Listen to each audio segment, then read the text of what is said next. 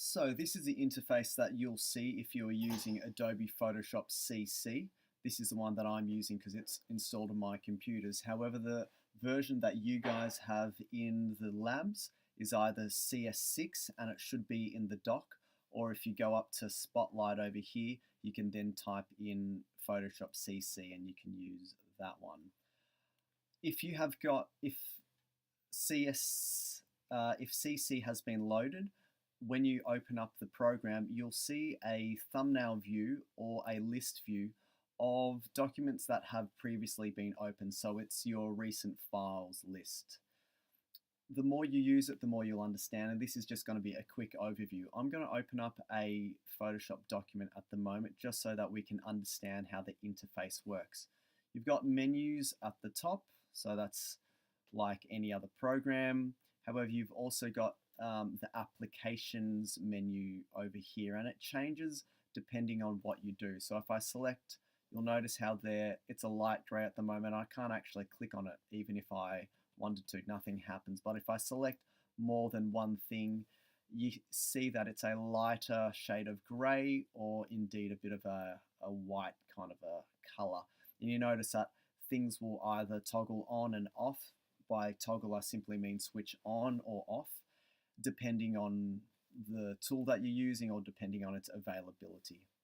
On the left-hand side, you've got the tools to be able to create things, and this is called our toolbar.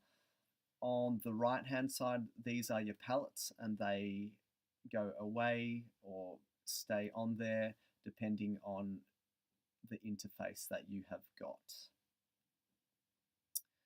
If these things aren't on your screen, you can always go up to the window menu, workspace, click on essentials, and it'll default back to its original state. I've got a couple of other things that I created a custom menu because I wanted some other things, and you can do that too if you need.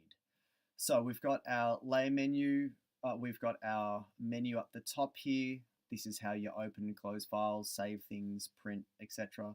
You've got a whole bunch of other things up here which we'll get to. We've got this toolbar up here which helps us do other things. To create content, you're going to be using the tools on the left-hand side, and to change it, you're going to be using stuff in the right-hand side. Photoshop works by using layers, and by layers, that simply means just like stacking a whole bunch of pieces of paper on top of each other. Yeah, we've got a bit of a concept of layers there. And think, if you want, with plastic pockets, how you can put a couple of things in a plastic pocket but rearrange them. Same thing with this. I can move a couple of layers below or above, or I can group a whole bunch of layers as well, and they've got different things in them which I can turn off and on at my will. So there's just a brief introduction to Photoshop CC. Again, the more we use it, the more we play around with it, the more we'll be able to understand how